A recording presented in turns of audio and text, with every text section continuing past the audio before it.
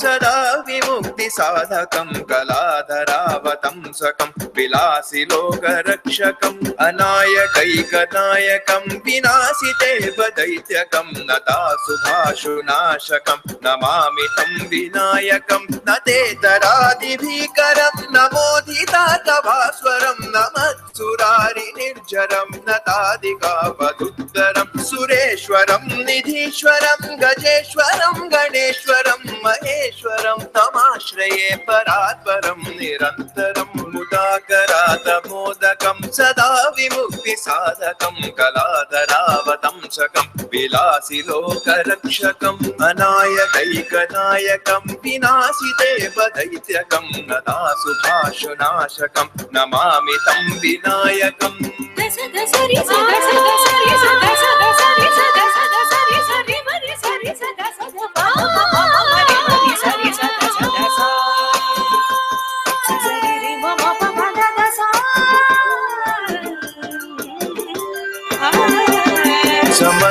समस्तलोकशङ्करं निरस्तदैत्यकुञ्जरं धरेतरोधरं वरं वरे भवत्रमक्षरं कृपाकरं क्षमाकरं मुदाकरं यशस्करं मनस्करं नमस्कृतां नमस्करोमि भास्वरम् अकिञ्चनादिमार्जरं चिरन्तनोत्तिभाजनं पुरारिपूर्वनन्दनं सुरारिगर्वचर्वणं प्रपञ्चनाशभीषणं धनञ्जयादिभूषणं कपोलदानवारणं भजे पुराणवारणम्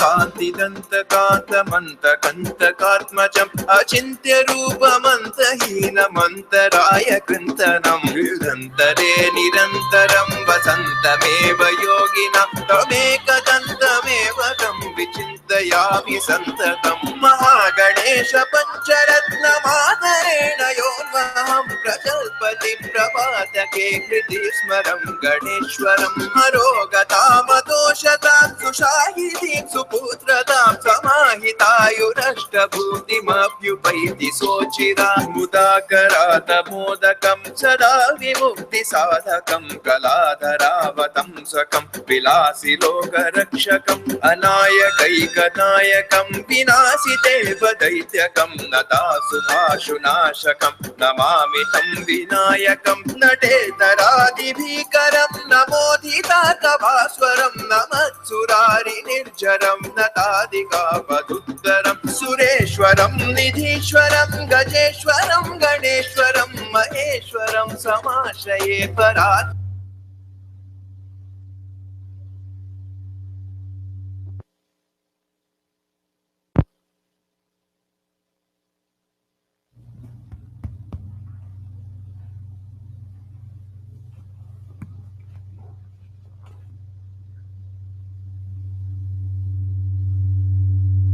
निखिल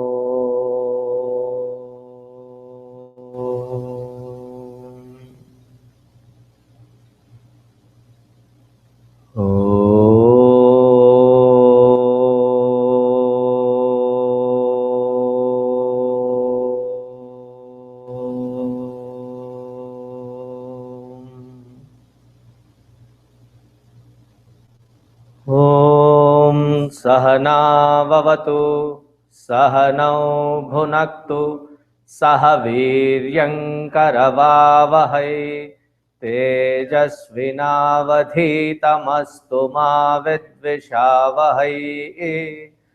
ओम शांति शांति शांति। गुरुर्ब्रह्मा गुरुर्विष्णुः गुरुर्देवो महेश्वरः गुरुरेव परं ब्रह्मा तस्मै श्री गुरवे नमः। तस्मै श्री गुरवे नमः।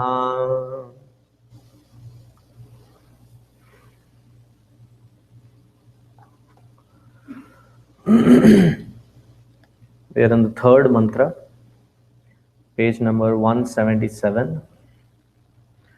Before we start, without getting disturbed, is the front door unlocked and open?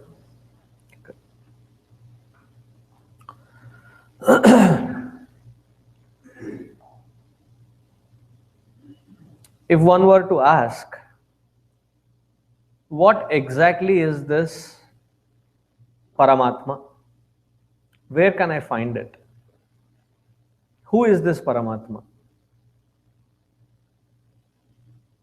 Do I have to cross 7 oceans, climb unreachable corner of some peak, or find some seclusion? Where is this Paramatma?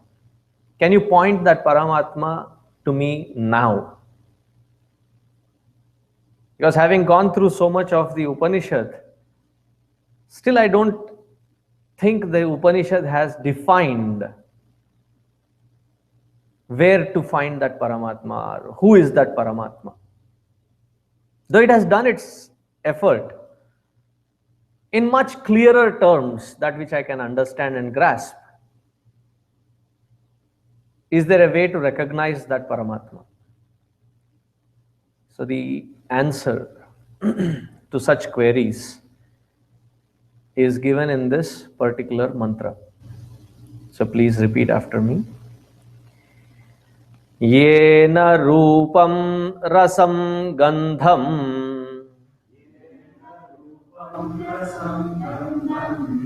shabdan sparshanscha maithunan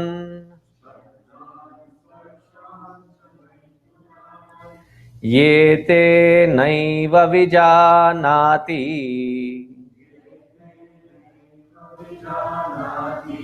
kimatra parisishyate ye tadvai tat. This particular mantra is worthy enough to be repeated twice. Can you chant it again after me? Yena rupam rasam gandham shabdan sparshanscha maithunan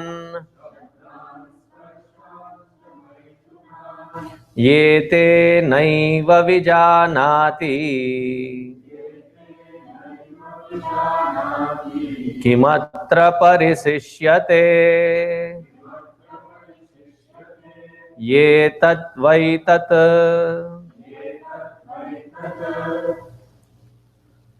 Every Upanishad has a Mahavakya, a statement of fact, which points directly at Paramatma. There is no beating around the bush. It's a complete straightforward message, provided we are mature enough to grasp that pointer and abide ourselves in that which is pointed at. When you take, say, a class of differentials or what else is difficult? Calculus or organic chemistry, those long formulas. even for somebody who is prepped up to grasp those concepts and understand and remember, is difficult.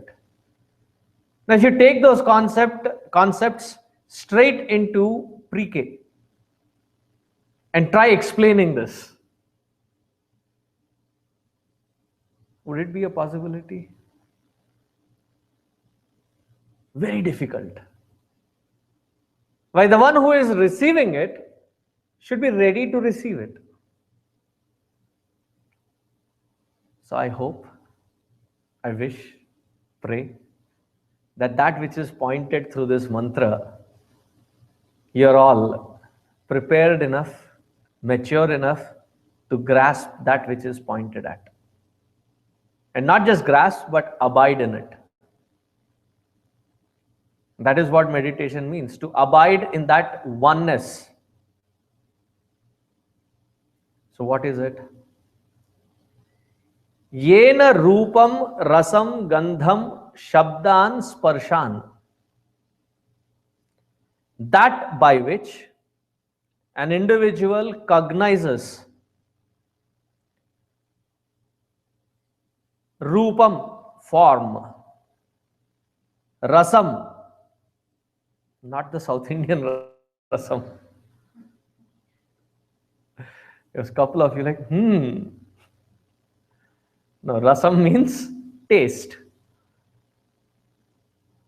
Gandham, smell. Shabdan, the sounds.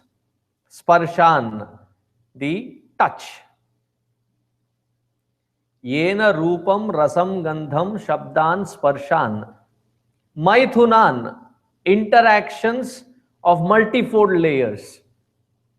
And one immediate verbatim translation is the joys of sexual nature.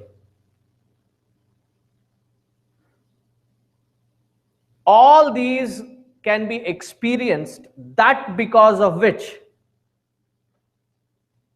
that is called Paramatma. So stop writing notes, look at me. Can you see me?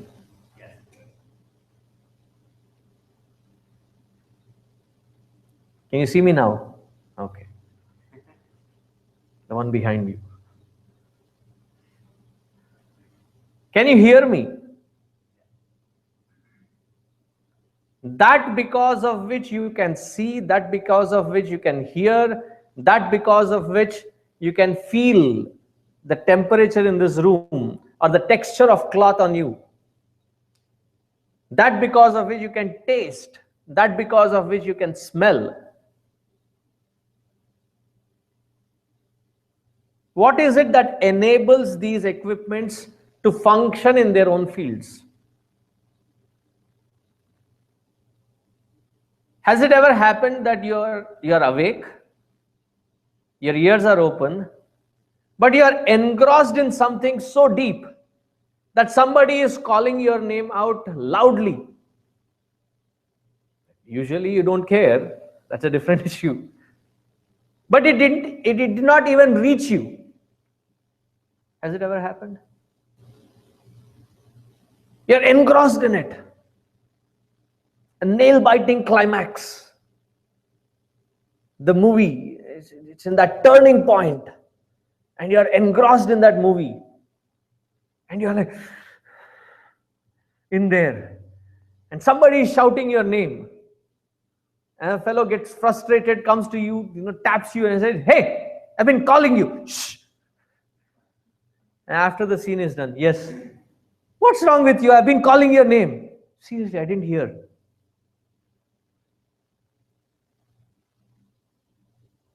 Has it ever happened? That you're completely zoned out because you're zoned in somewhere else. And this is a very productive zoned in. Because zoned out, it happens quite a few times during the lecture as well, right? I'm speaking something, and something that I must have said or uttered must have triggered something in your head, and then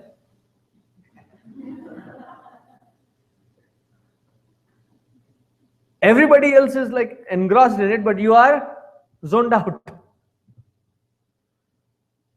Your ears are open, eyes are open, but nothing is connected, nothing is contacted with it. You have healthy equipments, they're functional, they're sharp. It's not that you have some kind of a lack, that the organ is not functioning. They're all functional. And yet there needs to be something within that needs to light up, that it can be interactional, that it can connect with the outside world.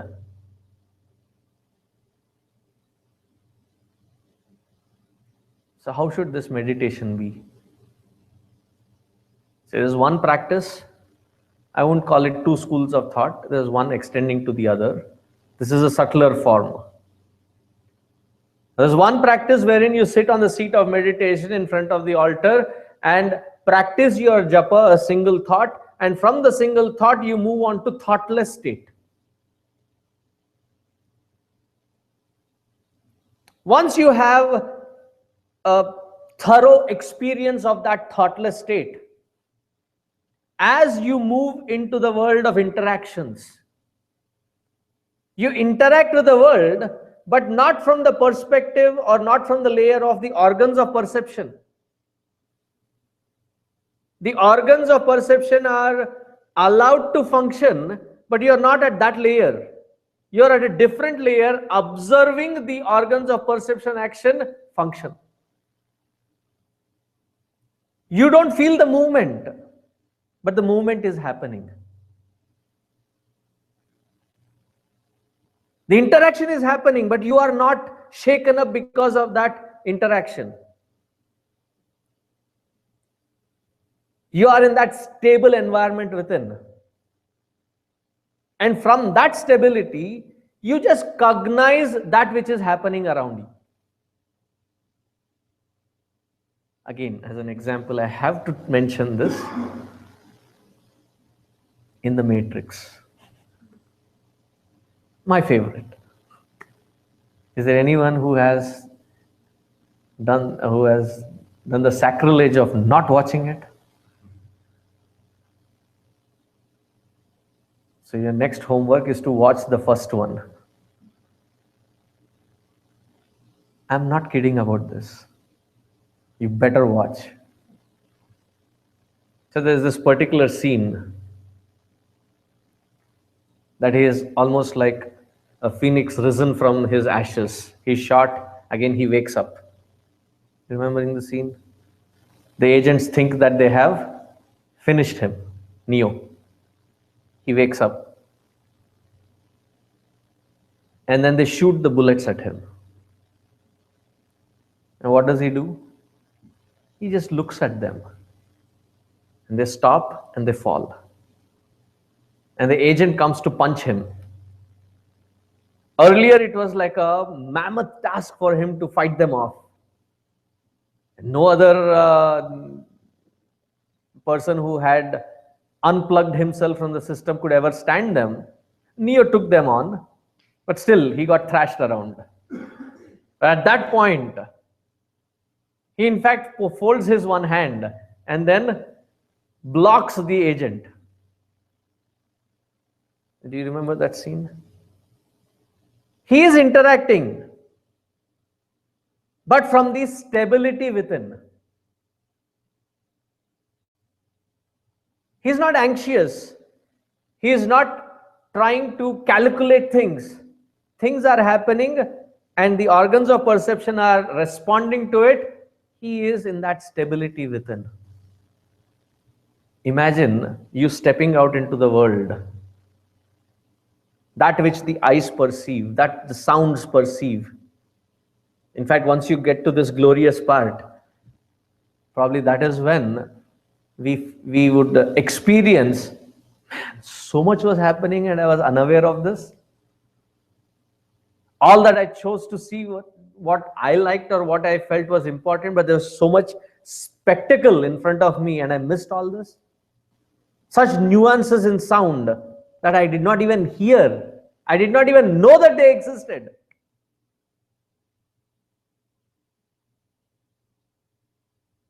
When you taste something, it is not just a process of gobbling it up, chomp, chomp, chomp, chomp, and done. This is what we do. We don't even pay that attention. What are the nuances in it? To cherish it, to enjoy it. While trying to indulge in this particular interaction, my mind is engrossed somewhere else. So this process is just pure mechanical process. Another thing I have to get through. Finish it up. And the pace at which we live in today's world has not helped us either. So much of multitasking, so much of to do, so much running around, that we don't even enjoy the interaction happening. Yeah, whatever. And then next, and then next, and then next. And even if we do get that moment of silence, we are restless. What do I do? And that stupid instrument, phone, put that away. And if that is also not there, then the pen, even that is removed, then a button on your shirt or something. Constantly there has to be an itch to do something, that we don't even bask in that presence.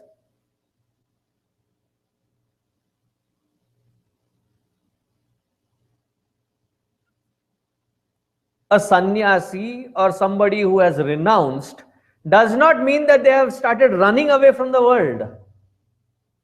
But instead, they are right in that world wherein the outside impact does not reach them, does not impact them. That stability is not disturbed.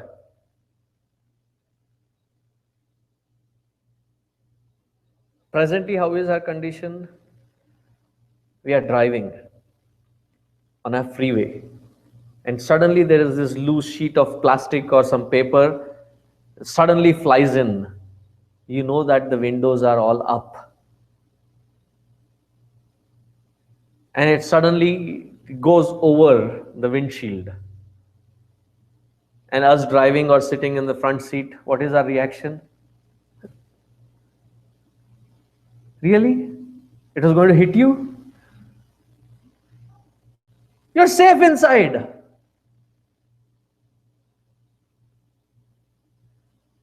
One day we were driving and suddenly we hit a path which was not paved. There was a car. In that car, AC was on, the windows were up, and suddenly the person sitting inside, the outside is not going to impact you inside. We don't need to react. But with that close proximity with these, we are so jumbled up with one after the other, the pace of it, that we do not find ourselves a moment to unplug.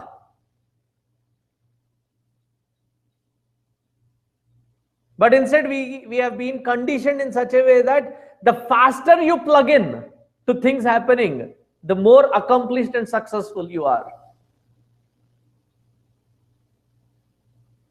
Without plugging in, as the interactions happen, you being just the witness and allowing it to happen,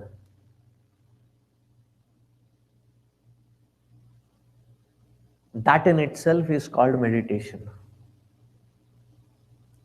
You don't need to hang a board outside your room. Please do not disturb. Meditation in progress. And anything and everything can start disturbing. the squeaking sound of the fan, or in some corner of the house there is this faucet which is not properly fixed, and there is that one drop per minute that falls. Tip, tip. Yeah. Focus, breathe, tip. And that can distract us.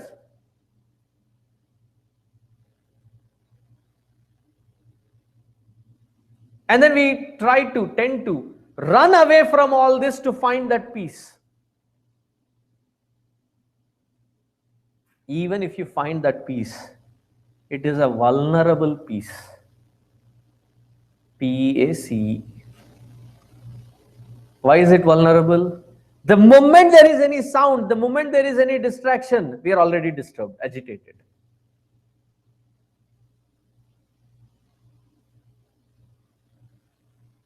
Just because it is raining outside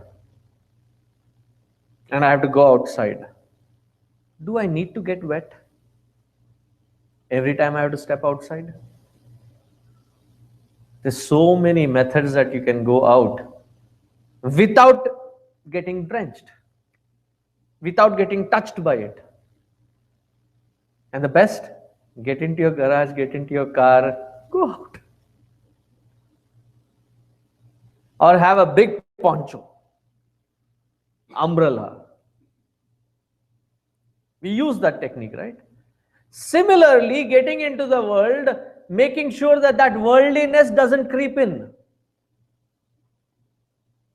And I yet be a part of that world, integral part of the world, contributing to that world. Otherwise, we end up being with that mindset. Let me get rid of all this, then I will sit and enjoy my peace. Let me burst your bubble. Up until the last moment, until you are in the position where you kick the bucket, literally. There would be no such moment wherein you can sit back, relax. Definition, life means happening. Devoid of that happening, there is no life. While that happening is happening, or interactions are happening, to find that peace within, to find that stability within, and interact, that is called meditation in action. And Gurudev put it in a very simpler term. He said, put your head where the hands are. Be in that moment.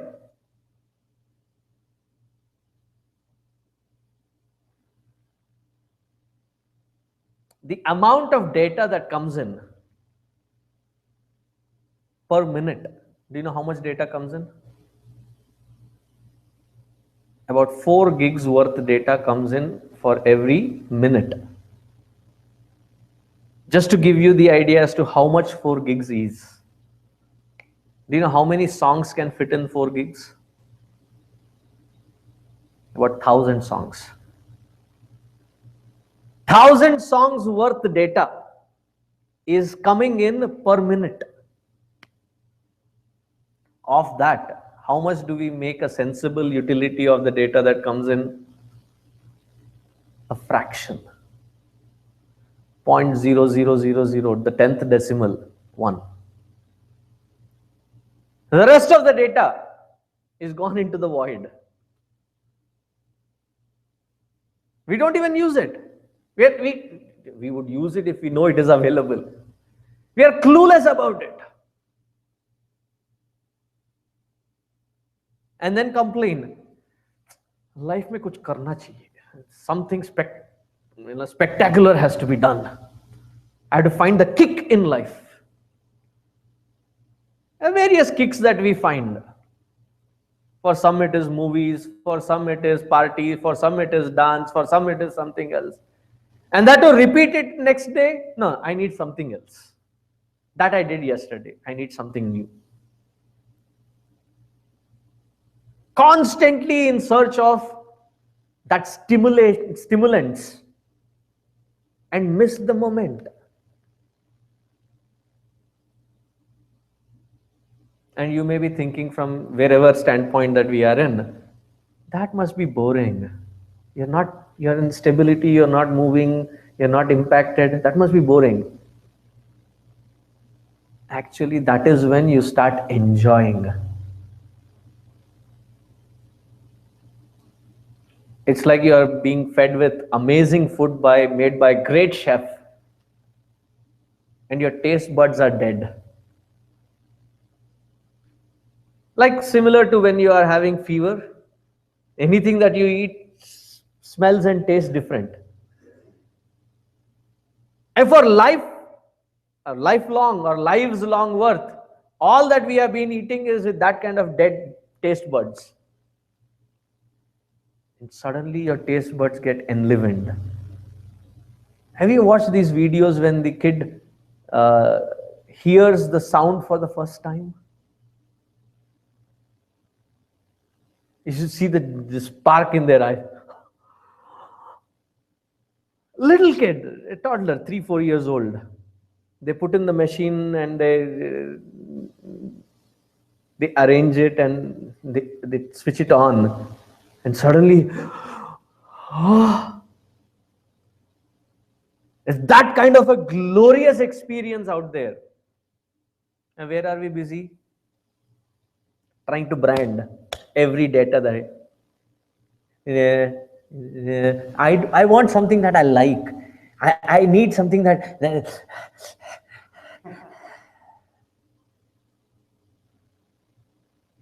and the rest of it is gone by.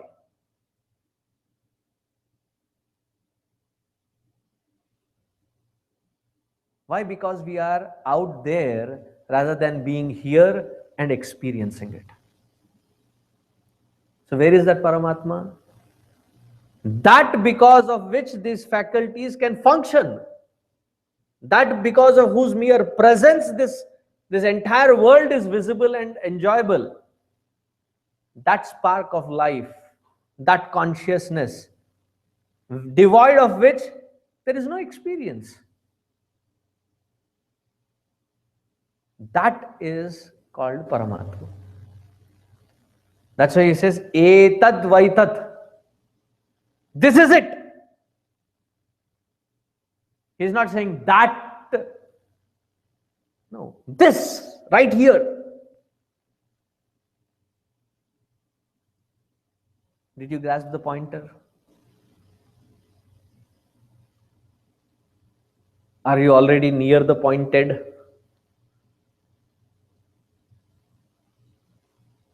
Stop trying to analyze this. Just let the words get in. Let the words settle in with their own meaning. Don't process it. Let the meaning happen. Otherwise, you're like, what did you say? Come again? Okay, last sentence. Can you repeat it? We are lost in processing. Don't process. Step back. Because it is mind's job to process. Let it process. Let the meaning settle in. Let the experience trickle in.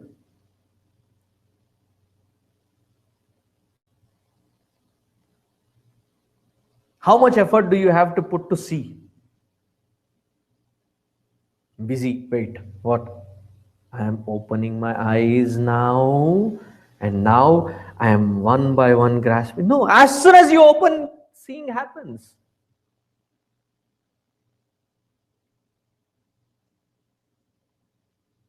Do you have to put an effort to? That effortlessness in every perception, in every cognition, that is called Paramatma. At any stage of life, how effortless are you?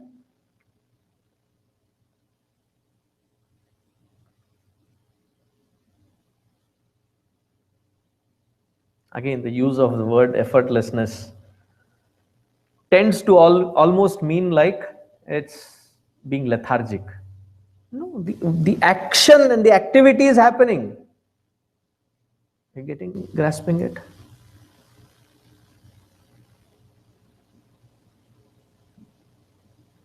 Are you even aware that you are busy elsewhere?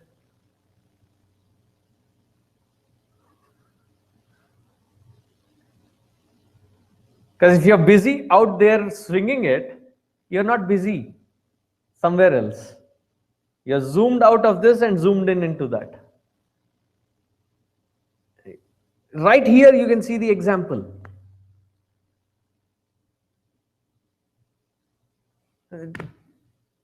You're busy elsewhere. To act, to function is easy. To let the action happen and you not be involved in it, that is the tricky part.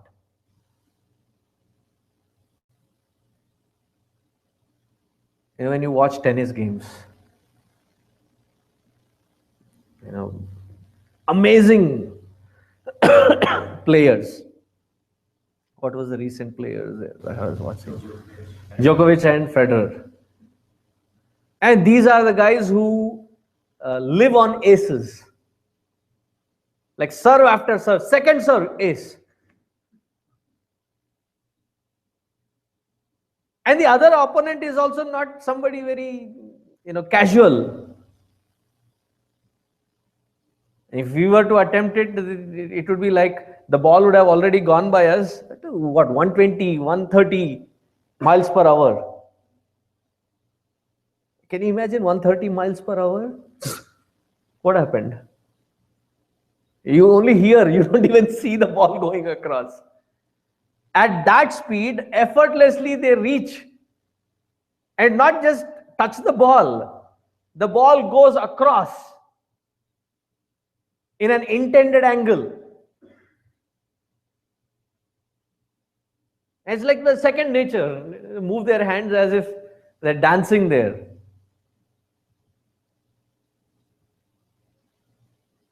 To sit near a TV screen and comment, "Arre marna!" You can't even do this. It's but while being there, if we were there, have you ever watched a live game? Like on the field. It's not as comprehensive as you see on the TV. Because there's so much that is missing. And there's so much of chaos that you don't get that focal point there. Even to watch becomes difficult. Imagine to be on the game there. It seems like effortless that they move their hand. And probably if I even reach that ball and my racket touches the ball, the hand would also go along with the ball. And then move along with it. And they have that firmness and that easiness with which it is effortlessly flowing. How did they reach to that effortlessness? Hours and hours and hours of practice put in. Lifetime worth effort put in.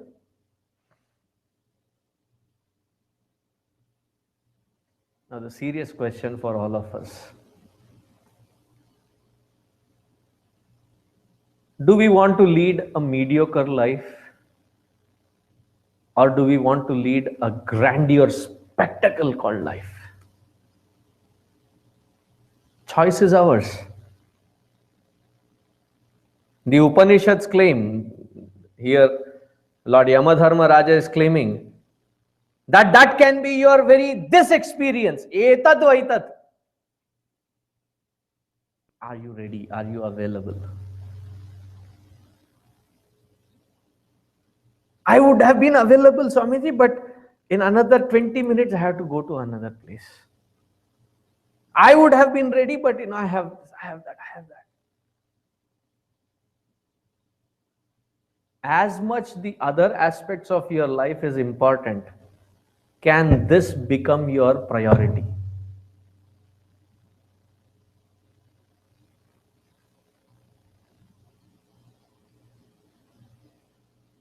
Are there any singers here? When I say singers, good singers, like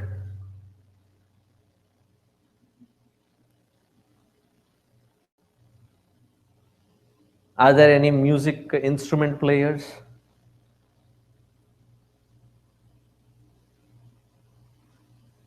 Wherein you listen to a song and then your hands start playing it.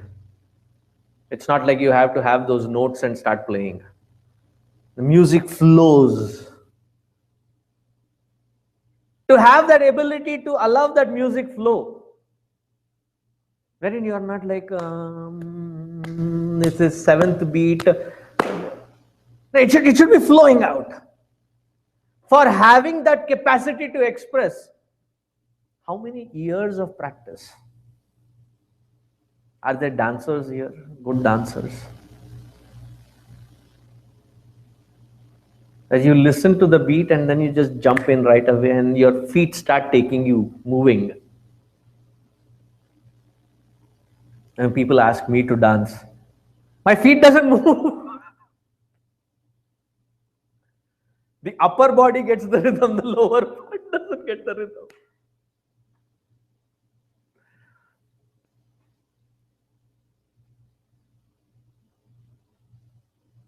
And my observation, I may be wrong, that those who are closer to nature, like you have seen the Africans straight in the African continent, they have this amazing capacity to put them in any rhythm.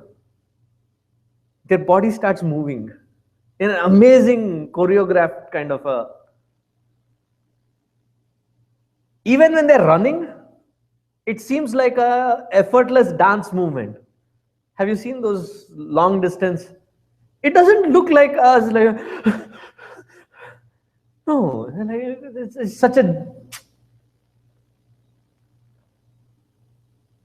It flows.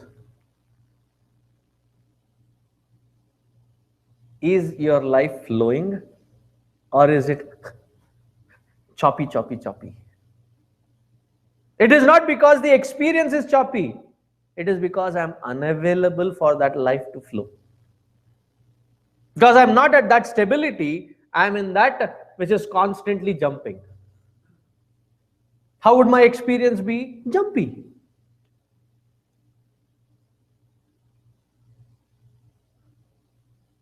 Become one with it.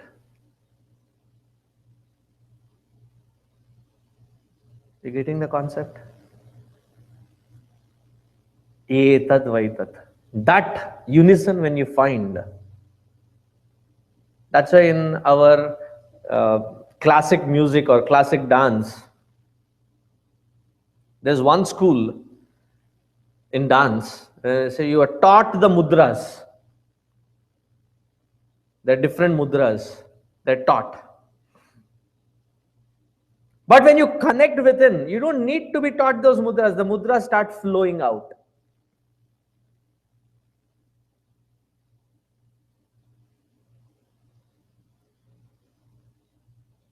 I can claim one thing.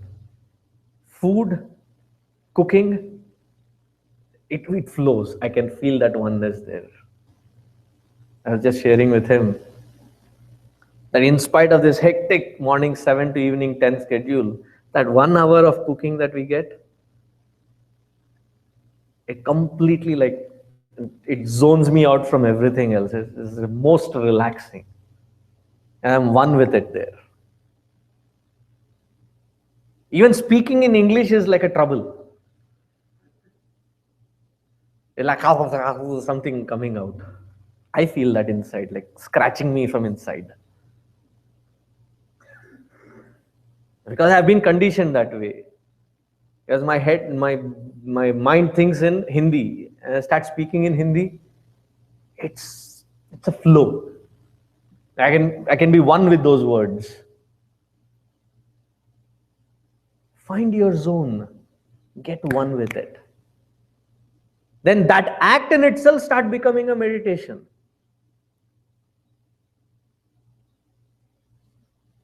Blessed few with the music, blessed few with the dance, blessed few with. Find that. And not just limit yourself to that. Expand it to everything that happens called life.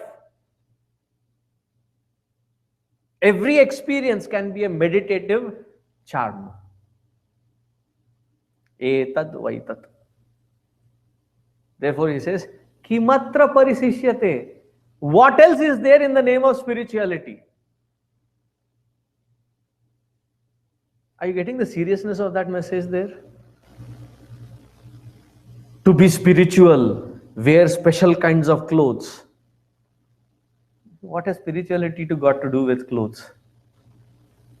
Wear special kind of bottu, tika, up, down, horizontal, vertical.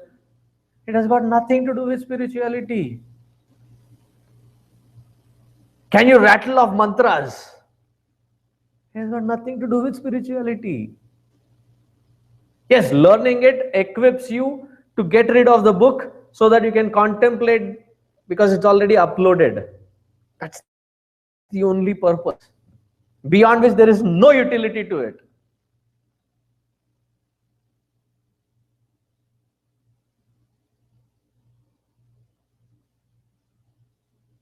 Are you facing east? Are you facing south? It does not matter. Yeah, the mind which is already ridden with restlessness, yes, it can add in little factors there. But if you are serious, if your priority is high, wherein I can enjoy the flow called life,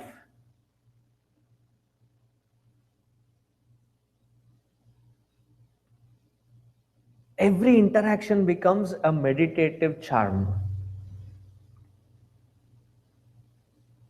Then you come back to life and experience everything, however fast be the pace.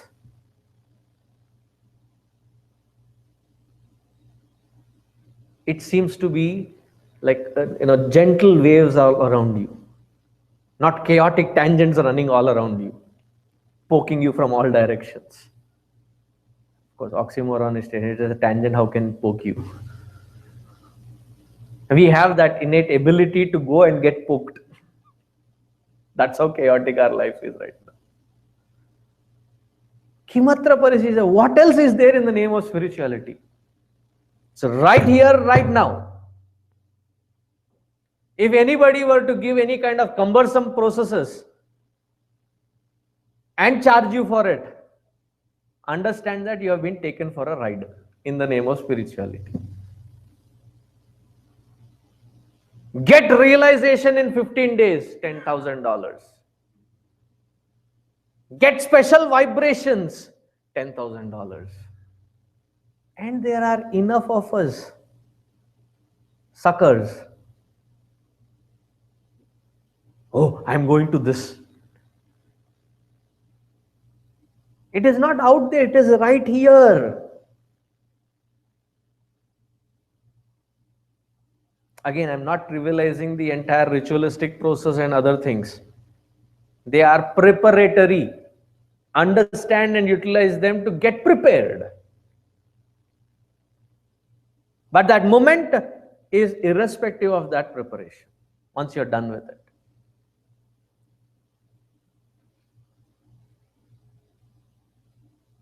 All these experiences connect to that divinity within, that core within, provided you are at that stability within. Do you have that balance of stability within? Is that the priority? Before we can make this the priority, there's so many other things. If I spend time here, I'll be missing out on that. Swamiji, do I have to come to the satsang? I know my friends are going for a movie. Can I go? Even if I stop that fellow, do you think it will go inside? Go, please enjoy. Do I have to come? I have spent 1.5 hours in the Balavihar. My seva for this week is done. Do I have to come to that extra 1 hour again? If that question even arises, then this is not a priority. Triviality is a priority. Do we have the courage to make my life and the life flowing without jerky movement as a priority? Then the rest of the things that you are so yearning to be in. You don't need to run after them. It happens all around you. That is when the individual starts celebrating the moment called life. Presently, how are we? Morning, to wake up. Morning is a morning. Monday, blues. I had to go back to work again. Swamiji, how long this continues? It continues, let it continue. Find the balance and jump in that rhythm. That which is continuing becomes the celebration. The seeing becomes a celebration, listening becomes a celebration, smelling becomes a celebration. Every moment becomes a celebration. Etad Vaitat. That is called Paramatma. That is called Brahman.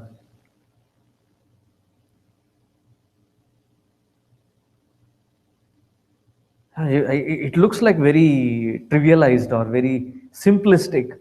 Is Brahman that simple? Brahman is simple. Ego is complicated. Choose. Simplicity or complicated. And the funny thing is, though we choose complicated, we don't do justice even to that. We don't live 100% complicated. The moment it crosses its threshold, we start getting agitated. Bask in that agitation. Let me see what is the end of the agitation. No, we don't have courage for that either. Oh, I don't know what will happen. Neither have courage to go in nor have the courage to go out. Stuck in between. That is why the Jiva is often referred to as Trishanku. Do you know who is Trishanku? Vishwamitra, with his penance, power of his penance, raises this Jiva called Trishanku to the Swarga, to the higher world.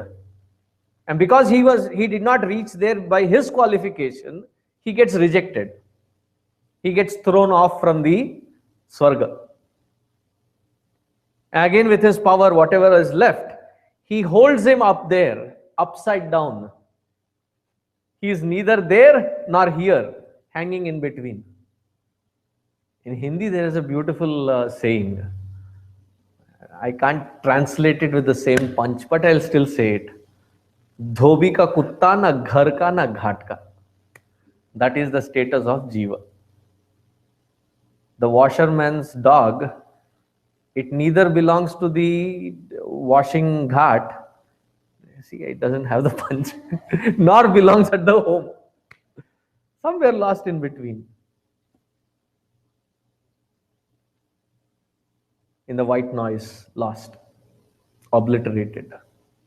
That's how we live.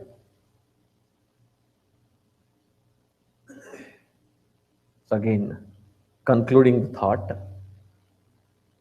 it takes courage for the individual to step out of the chaos and to be rooted in that stability, in that core within.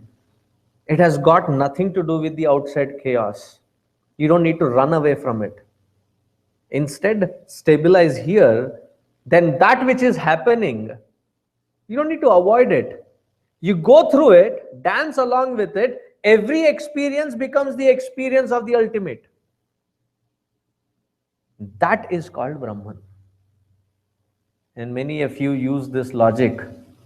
We have buddhi, but it is vakra buddhi. Vakra buddhi, we are smart, but we are smart alike. Smarty pants. Use this logic as well, I am lethargic, I am basking in this lethargy 100%. There is responsibility staring. If it happens, I will dance with it. Use it in the wrong context. Devil quoting the scriptures. I hope you are mature enough, have reached to that level wherein you can grasp this stability and abide in it. because that is called being spiritual.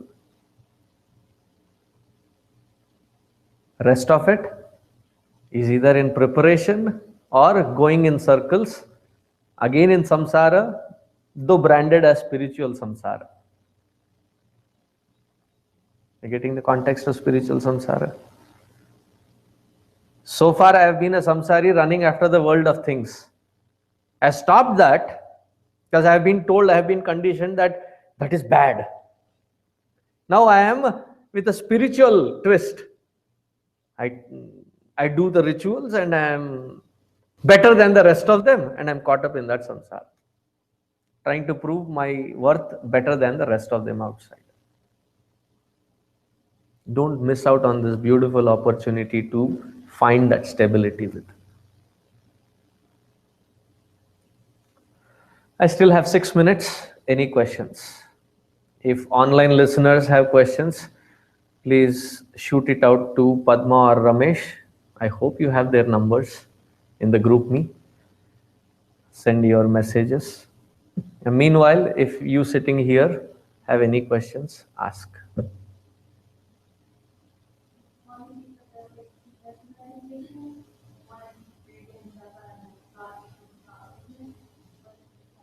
Second one is what I elaborated. Her question was, there's two kinds of meditation. One wherein you sit, do japa, bring a focal point, and then go into the thoughtlessness. And what is the second meditation? Is to take that stability of thoughtlessness into the world of action and let that action happen, and every action, you are not disturbed, you are not restless, you're going through that action, enjoying what it yields. That is called meditation in action. That is the second meditation.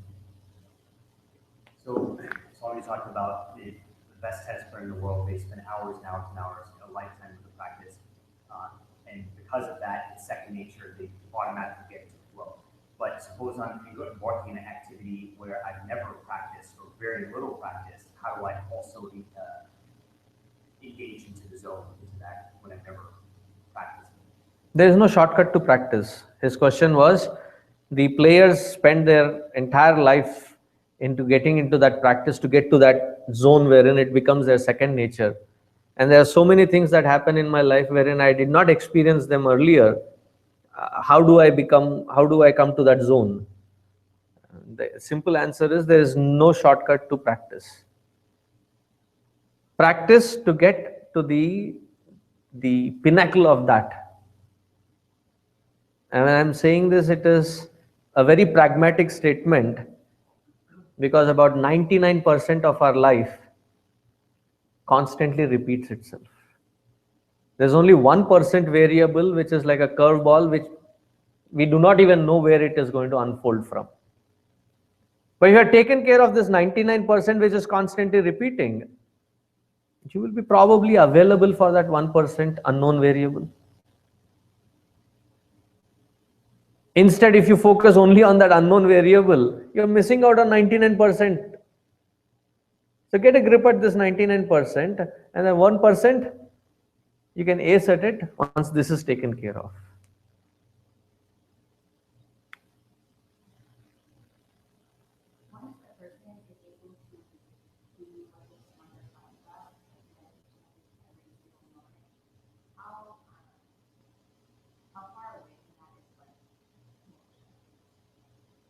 Once a person is able to do this kind of meditation in action, how far away are they from moksha?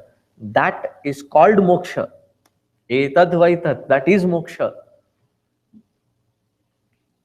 That is called nirvana.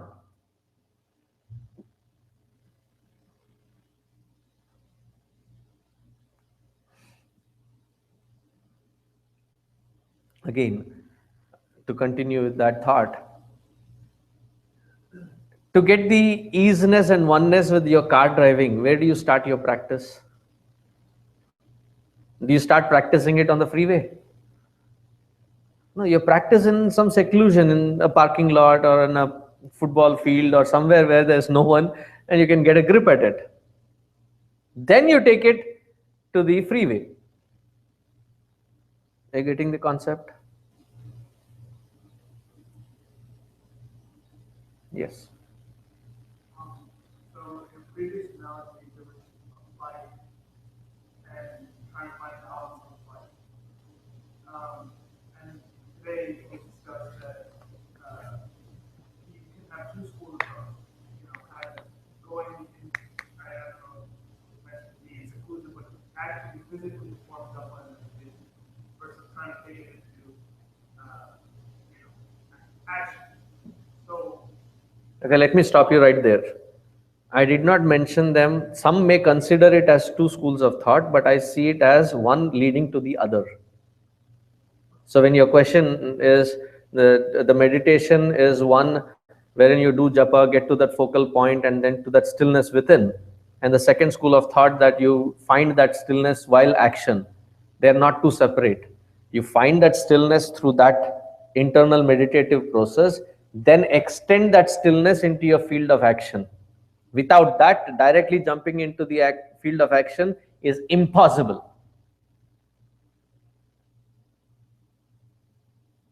So one has to do that practice and then extend it. And this shloka, this mantra only emphasizes that the world is not something to be scared of. The experiences are not something to be scared of. Get that stillness and then jump into the experience. Every experience, however overwhelming or taxing that it may appear now, it becomes a moment to cherish that moment of joy, of life unfolding, and you will enjoy it. Because you're blessed with the stillness within. So it's an extension of it, not two separate parts.